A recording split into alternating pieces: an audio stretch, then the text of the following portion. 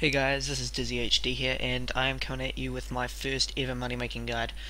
And this guide is going to be very in depth and have a few parts, with the first part just being on daily activities you can do, such as like Miscellanea Kingdom, running your, well, that's not really daily, that's like weekly, well, I guess you could call it daily, but stuff like that, mining your daily sandstone, doing herb runs, just doing stuff sort of like that, like in your Wicked Hood. So this guide will just cover those things, how much money they tend to make per day, and how long they tend to take to do. So anyway guys, let's hop straight into the guide, with the first part being herb runs. Alright guys, this is the first part of the money making guide, which is of course herb running. The only requirements for this really are 62 plus farming for snapdragon seeds or better, ability to teleport to Trollheim to get to the My Arms patch, which you also need My Arms Big Adventure quest to be finished. Oh no, I forgot to put in the Explorer's Ring. You also need the Explorer's Ring 3 or above, so you can teleport to the cabbage patch. Sorry, I forgot about that, guys, but anyway. And the Ectophile, this teleports you to one of the other patches near all these ghosts and near Canvas.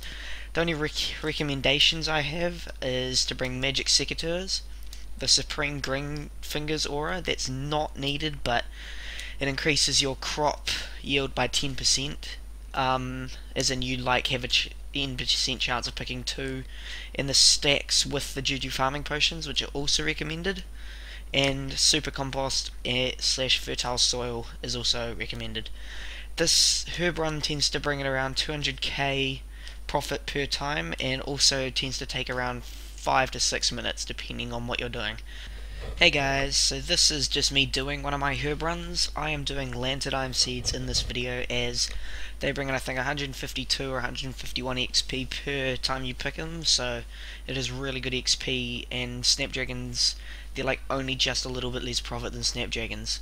So, I mean, I'm in it for the extra 60 XP per time you pick one than Snapdragons are, so that's the main reason I'm doing these and not Snapdragons. I'm also, the main reason I want XP is because I want Tourstools, which are 85, which are amazing money compared to all the other herbs. If you have Juju potions, well, pretty sure you like have to actually do them to make any profit. But anyway, so yeah, this is just pretty much a quick example and run through of a herb run and how to do them. I'm not really going to show you guys how to do these. This isn't a how-to guide, it's just different things you can do to make money, just a whole different group of things. So you can easily look up my herb running guide on my channel if you want to find out how to do these. I will have that annotated in the description.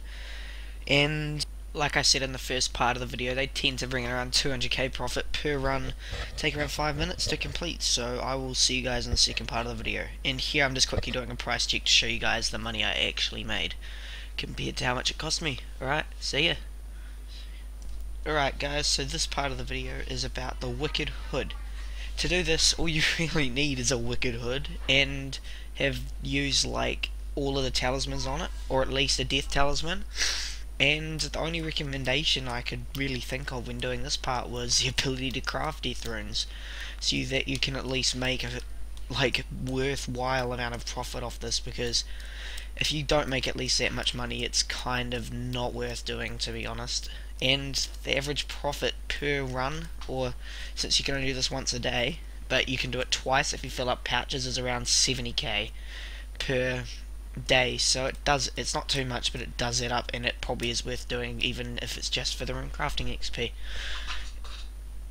Alright guys, so here's just a quick demonstration of me doing my Wicked Hood run.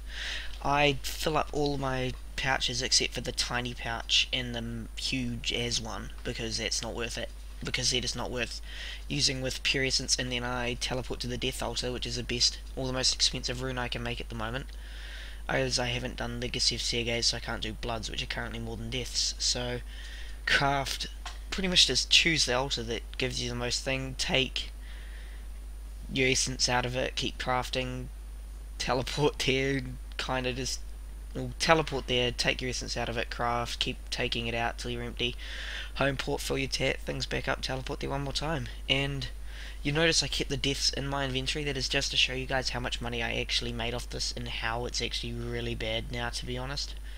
So here is the money I made. To be honest, it's not that good, and I loved that massive lag spike I got in the game. So here's just a little bit of proof that you do make around 70k per every time you try to do this. So show that to you guys now. Oh, sorry about that, I like screwed up the slow motion here, but I couldn't work out how to get it any better than that. It does give you a good example of how laggy Runescape is though, but yeah, 70k. So I'll see you in the third part, which is sandstone. Alright, so for the third part of my money making guide, it is mining red sandstone and turning it into potion flasks.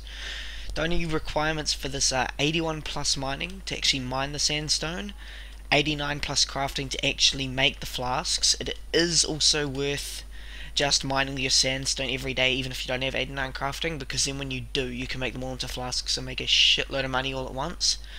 And the only other requirement is that as a first resort request, I can't remember if it's as a first or as a last resort completed,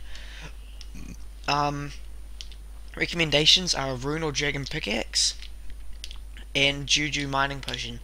That is so you can actually mine more than 50 a day, and also there's some aura for mining. It's the equivalent of green fingers for mining that will let you mine more than 50 a day as well, but I can't remember what it's called, so I didn't put it in here.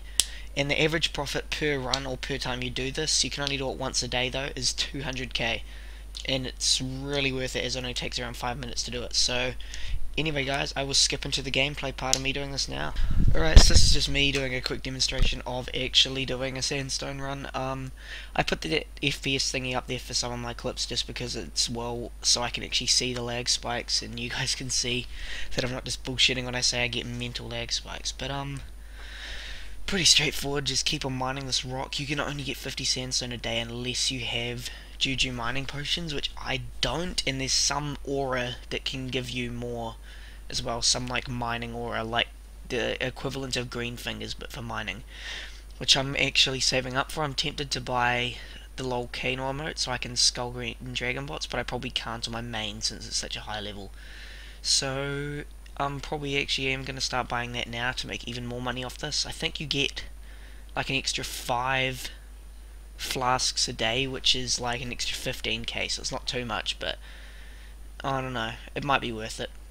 You can probably get more than that, but the mining potions give you a heck of a lot more space to do this. Like I said, 50 sandstone a day, and well, pretty straightforward. You just mine the rock, do the machine, and then make it into flasks. I can't really think of anything to talk about for this method, so I'll just go on about some random stuff. But like I said at the start of the video, I think I was talking about the herb run part. These aren't guides on how to do the things. It's just things you can do to make money. I'm not going to actually show guides on them unless what I might do is actually make a guide on, because the next part of my video is on like PVM, like not bossing, but killing things like green dragons and frost dragons, skeletal wyverns, all stuff like that. So I might release guides on them, on how to do them, but not simple stuff like this. So next part of the video is on Miscellaneous Kingdom, and I will see you guys in that very shortly. Alright guys, fourth and final part of this video actually, and that is on the Miscellaneous Kingdom management. This isn't really a daily task. You can make it one if you want to completely maximize your profit, but I do it once a week. Every Friday is when I do it. I go on, get my kingdom up to 100% and stuff like that. But anyway, I'll talk about that part in the gameplay of it. So the only requirement, I think, for this is Throne of Miscellanea quest completed. Recommendations, I recommend completing Royal Trouble, as you make a shitload more money and you have to spend about half the time getting your like loyalty percentage back up thing, or favorite, I can't remember what it's called, loyalty percentage, let's call it that, back up to full. I recommend bringing a rune or dragon hatchet to cut down some trees to get that loyalty thing back up. And you need at least 750k in the coffers each day to make it more expensive. I mean make it more profitable. I don't mean you need to put 750k in there each day. This needs to be over 750k in there. So I think the max is 7.5 mil, as I put 7.5 mil in there, and then I think it lasts for 100 days before it's down to 750k and you need to top it back up again, and that way you always get the maximum profit by only doing it 2 times a week. And the average profit per week from this is 500k to 2 mil. If you've got all of them a full, like, everyone on trees, then the other half on mining, and normal trees, not hardwood. That gives you like no money. So yeah, put it all on trees, and the other half that you get from royal trouble on mining. And if you crush the bird, and the bird's nest will what give you a fair bit of the profit from that, crushing them and the seeds that come from them. And now onto the gameplay part of this. Right guys, welcome to the gameplay part of this, like the final part of part 4 of this money making guide. This part is just me doing my kingdom. I would just like to let you know that this is from 2 days of loot. So it cost me 150k to run my kingdom, and because I recently connected my kingdom on a Friday. I collected it on a Friday. It's a Sunday when I'm making this video. So that is only from 2 days of loot, and I am basically just gonna price check it, undo all the nests, crush them and sell them, and show you guys how much money you actually make from this. So this is from 2 days of loot. I got mildly lucky with my seeds, considering the fact I got a magic seed in a palm tree, but I am due for a few good seeds. I haven't been getting any lately, so I guess I kind of deserve it. Anyway, so here I'm just selling all my kingdom loot and stuff, and some of it's just being a bastard and not selling. But anyway, so this is just showing how this and herb running are probably the best money making methods that I know for weeklies and dailies and stuff. And of course the Wicked Hood and Sandstone is good as well, but the Wicked Hood's only average at the moment just because of how much bots have crashed deaths. So yeah, so look at that. It's a fair bit of money for 2 days, and it cost me 150k to run it and no time. So anyway guys, yeah, I'll see you in the outro of the video. Alright guys, so that pretty much concludes this first part of my money making guide. Click an annotation on the screen now, just click anywhere on the screen and you'll be taken to part 2 when it is uploaded. It might be a few weeks away if you're watching this right now when it's released, because exams are coming up and Black Ops 2 is being released, so won't really want to give up any internet space to this game. So I hope you enjoyed it guys. I really put a lot of effort and time into making this guide and just everything, so a like would be so appreciated, and just a comment telling me if you liked it, any suggestions of what else I could do for dailies and stuff for money.